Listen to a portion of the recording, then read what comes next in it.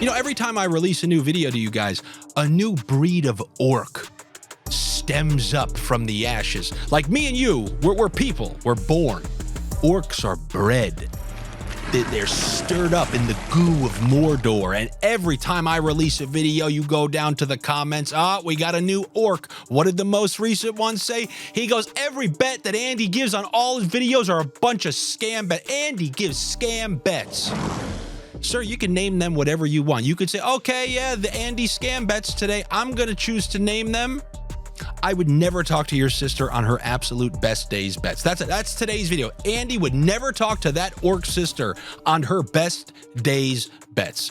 The best part about Odd Shopper, by the way, is the fact that I get to utilize Odd Shopper Premium. And right at the top of there, I saw, oh my God, they like the over on Jake Ferguson receiving yards. I also like the over on Jake Ferguson receiving yards. Right under that, the second highest plus EV on the day was that orc sister will appear on the next Lord of the Rings because they're trying to cast for orc females now. So I'm going to give them that YouTube commenter's information.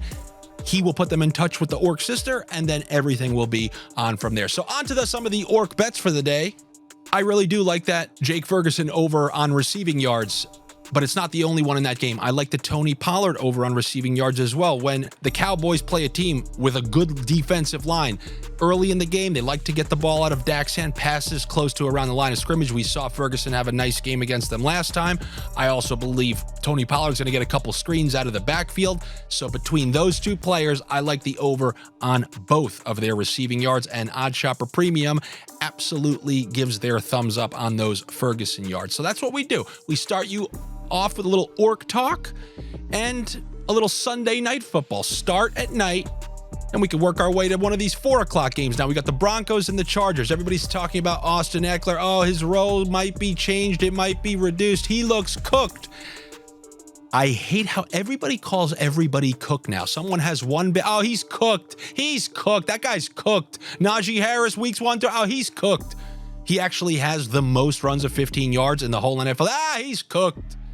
Well, Eckler had a high ankle sprain earlier in the season, hasn't looked that great. Bet you he looks fine next year, but I don't care because they don't have many targets through the air that Justin Herbert trusts. It's still Keenan Allen, yes. They don't trust Johnson, and Josh Palmer's not back from his injury yet.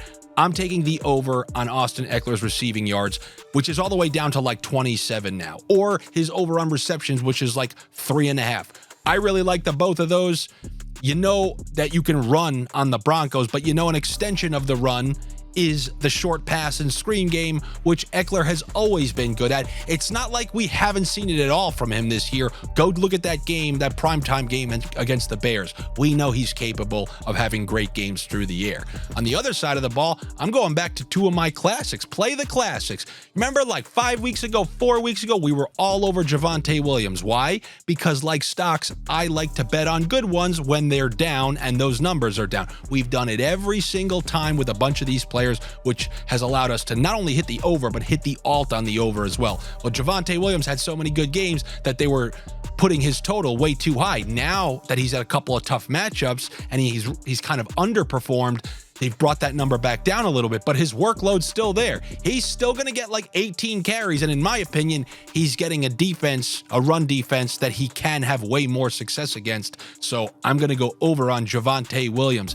And by hook or by crook, Jerry Jeudy got us there last week. We took the over on his receiving yards. Same type of thing here. We know how bad the Chargers defense has been this season, and they have 2 guys that they pass to. Give me the guy with the lower total. I know you could say, oh, but he always looks for Sutton. Yeah, even though that was the case last week, Jeudy still got there, and he missed him on a couple long ones as well. Still love the total that we're getting on Jeudy, and I just gave you 3 or 4 picks from the same game. I don't have to tell you Pirates what you can do with some of those picks. Another 4 o'clock game, depending on where you are. Maybe it's a local 1 o'clock game. That 49ers game, I tend to be pretty good when I'm choosing which receiver is going to do well and play well. You know how many times I've told you Debo was the right guy. This week, I think Ayuk's the right guy. Told you about Ayuk a couple weeks back when he went off. This is another good spot for Ayuk. I'm going to take the over on his relatively high total, but not so much. We know Purdy is cooking.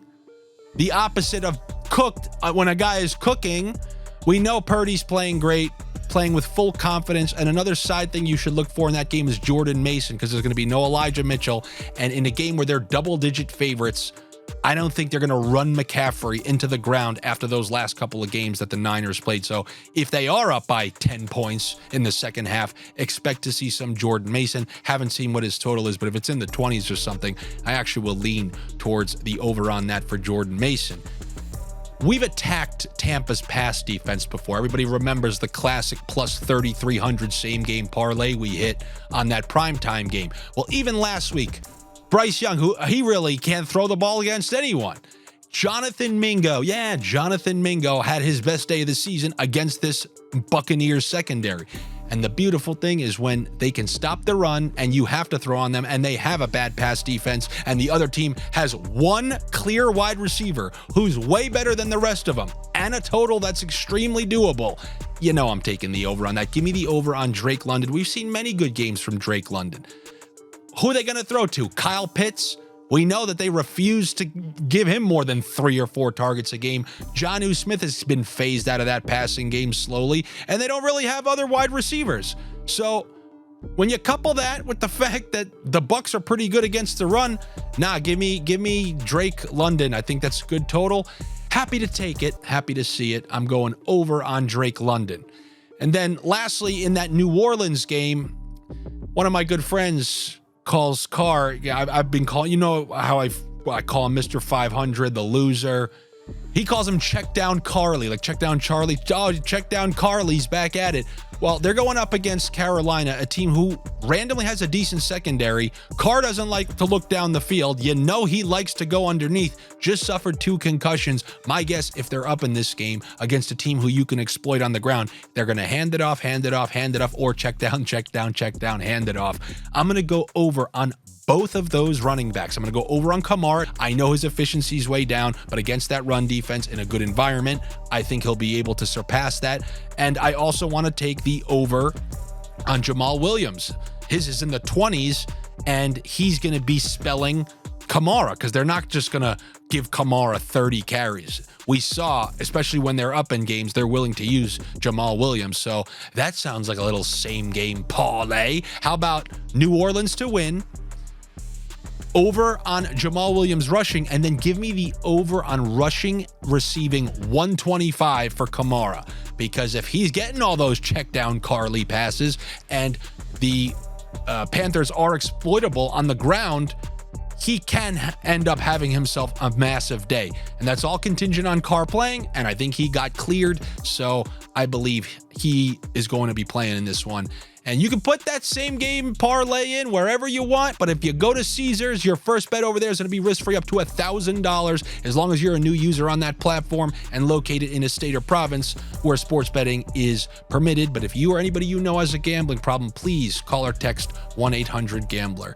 That's what I got for you here Sunday, week 14. Good luck to you. Better luck to me. Make sure you're subscribed here to the Odd Shopper channel. Go get yourself some Odd Shopper Premium so you can see that guy's orc sister who's going to be cast in the next Lord of the Rings. You can see everything they got there. I'll be back with you guys tomorrow to talk Monday Night Football. I'll see you then.